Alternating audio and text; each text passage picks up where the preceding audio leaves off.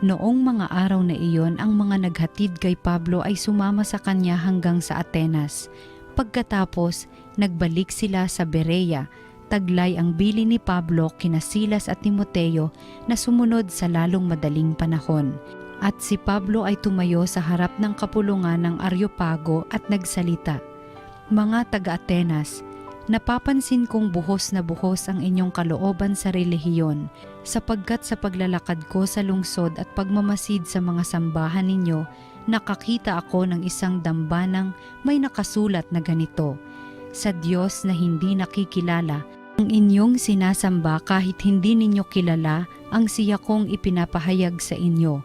Ang Diyos na gumawa ng sanlibutan at ng lahat ng naroroon, ang siyang Panginoon ng langit at lupa, kaya't hindi siya tumatahan sa mga templong ginawa ng tao. Hindi sa siya'y nangangailangan ng anuman, kaya siya'y pinaglilingkuran ng tao, sapagkat siya ang nagbibigay ng buhay, hininga, at ng lahat ng bagay sa sangkatauhan.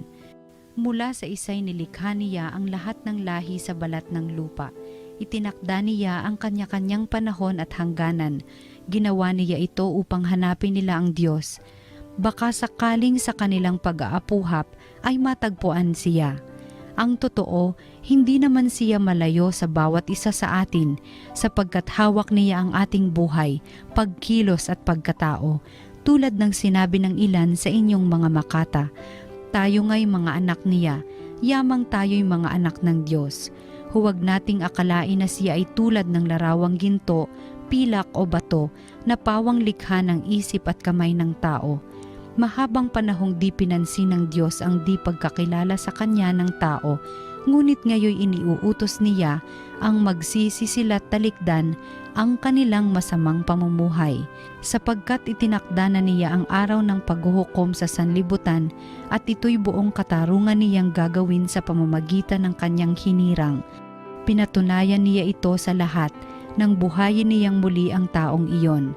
Nang marinig nila ang sinabi ni Pablo tungkol sa muling pagkabuhay, tinuya siya ng ilan, ngunit sinabi naman ng iba, "Ibig namin kayong mapakinggan uli tungkol dito." At umalis doon si Pablo. May ilang sumama sa kanya at sumampalataya sa Diyos. Kabilang dito si Dionisio na isa sa mga bumubuo ng kapulungan ng Areopago. May sumama ring babaeng nagngangalang Damaris at mga iba pa. Pagkatapos, umalis si Pablo sa Atenas at nagtungo sa Corinto. Ang salita ng Diyos. Ang kadakilaan ng Diyos sa lupa't langit ay lubos. Purihin ang Diyos nitong kalangitan, kayo ay itaas, siya'y papurihan. Ang lahat ng anghel magpurit magdiwang, kasama ang hukburoong karamihan. Ang kadakilaan ng Diyos sa lupa't langit ay lubos. Pupurihin siya ng lahat ng tao, hari at prinsipe, lahat ng pangulo, babae't lalaki, mga kabataan, matatandang tao't kaliit-liitan. Ang kadakilaan ng Diyos sa lupa't langit ay lubos.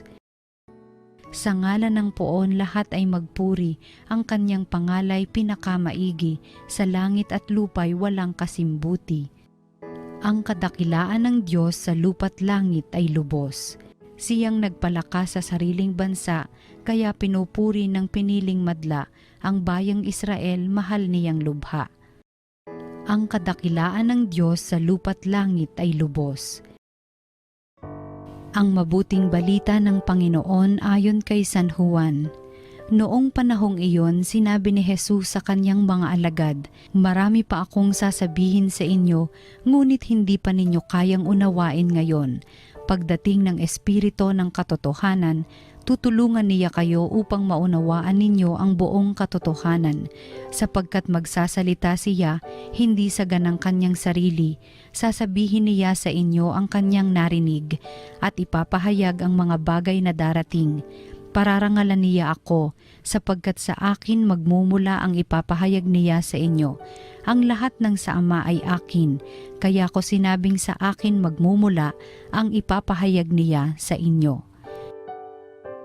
Ang mabuting balita ng Panginoon. Pinupuri ka namin, Panginoong Hesukristo.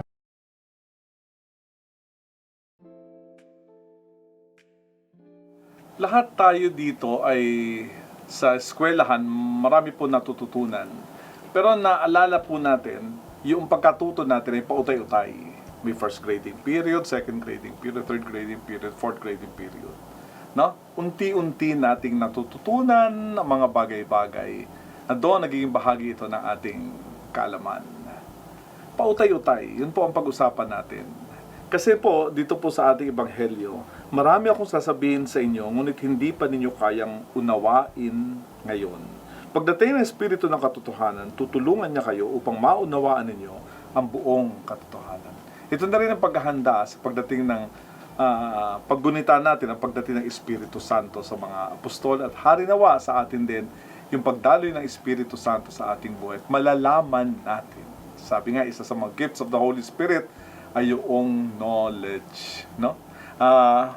Sa mga karanasan natin ng pagbibigay ng mga talks at saka mga seminars, marami sa ating mga parishioners mahilig pumunta, mahilig makinig, gustong-gusto nila umattend ng mga seminar.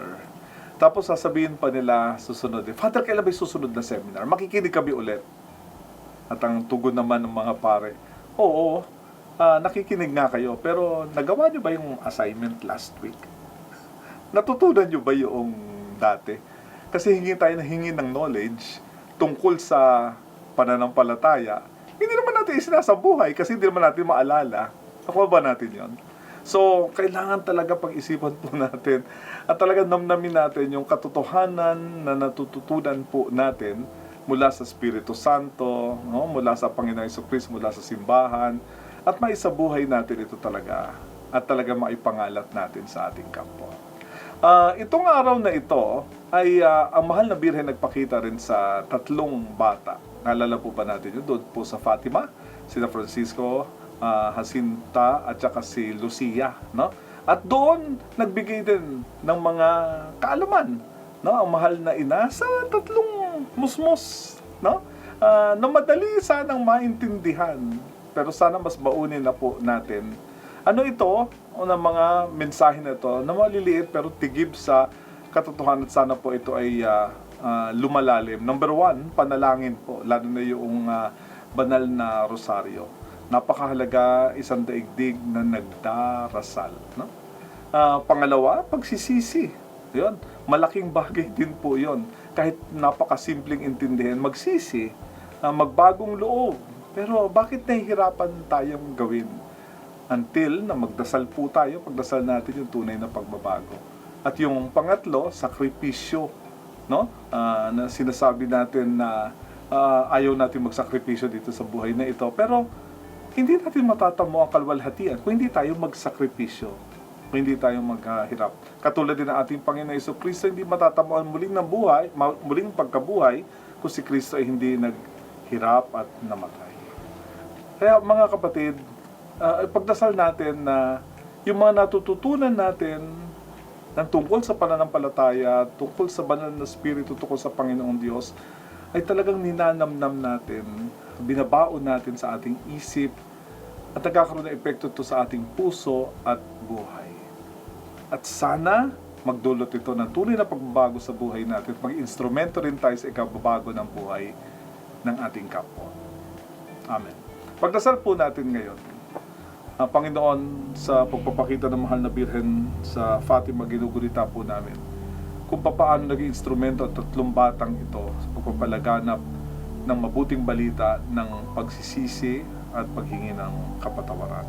Tulungan niyo po kami sa panahon na ito na humingi rin po ng tawad sapagkat ang mga katotohanan na tinatanggap namin ay hindi nanggagaling sa iyo. Bagkus, lalo nagiging sanhi ito ng mga kasinungalingan sa aming isip at puso. Tulungan niyo po kami at mapalaya kami sa mga kasinungalingan ito at kayo lamang po ang aming susundin. Hinihiling namin ito sa pamamagitan ng Jesucristo ang aming Panginoon.